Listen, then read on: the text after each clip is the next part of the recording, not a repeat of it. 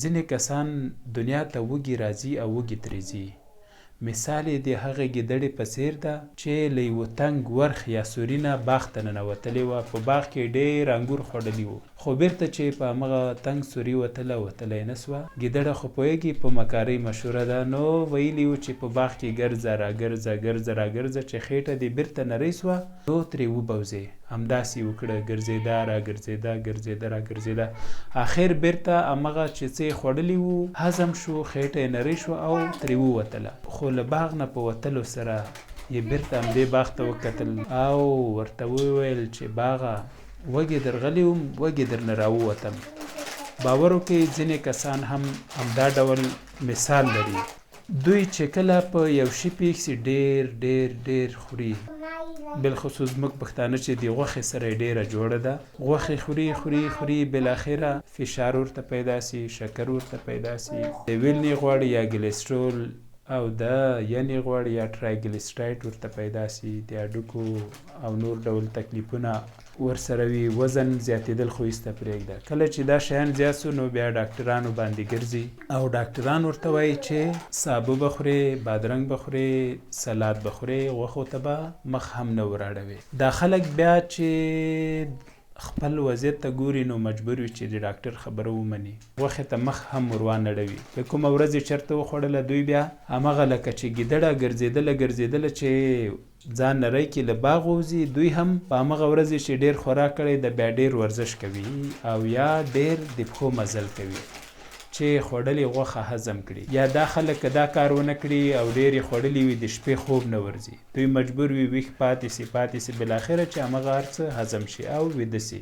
نو دغه کسان چې د ګیدړې په څېر دي، وجه یې دا ده چې دوی په خپلو خوړو کې انډول او تعادل ساتلی نه وي. یعنې هغه متل ته یې پام نه وي کړی چې وایي لږ خوره تل خوره، یعنې دوی ډېر وخوري او بیا یې ټول عمر نشي خوړلی. باور وکړئ یو ځای یو ملګري کیسه راته کوله، وایي میلمانه راغله و هم کوچیان، وایي غوړي یو بل شی م ورته راوړه، وایي یو کس یوازې ډوډۍ خوړله، وایي ما د یو کس پوښتنه وکړه چې تاسو کوچیان یې غوړیو خوړلو باندې مشهور یي، څنګه مو دا ملګری غوړ نسي خوړلی؟ وایي هغه راته ویل چې یو وخت به مو کله ډوډۍ خوړله، په غوړو کې به مو چوکه کوله یا به مو په غوړو پورې کوله، خو دې سړي به په کاشغو یا څمڅو سره غوړ څکل، خو هغه کوم غوړ چې خدای ورته اندازه ټاکلې وه همغه یې خوړلي دي او له نورو یې منع کړی ده. نو هر څه چې دي په اندازه موږ او تاسو ته راغلي، په کار ده چې په اندازه یې وخورو او که په اندازه یې خورو تر اخره به یې خورو. که په اندازه یې نه خورو بیا به د ګیدړې په څېر چې وږې تللې وه وږې راغله، داسې به موږ هم یو. بله خبره دا هم ده چې کله څه شی خورو باید د خدای شکر ادا کړو، ځکه خدای پاک وایي چې ولئن شکرتم لازیدنکم ولئن کفرتم ان لفی خسران مبین. همدارنګه دا ټول چې څه شته دي د ځمکې په مخ دا د الله نعمتونه دي، موږ او تاسو ته یې د خوراک لپاره رالیږلي او دومره پرېمانه دي چې یو ځای کې په قرآن کې وایي وان تعدوا نعمت الله لن تحصوها، وایي که چیرې د الله نعمتونه حساب کړئ په برخو به یې هم ونه ویشي. مطلب څه ده؟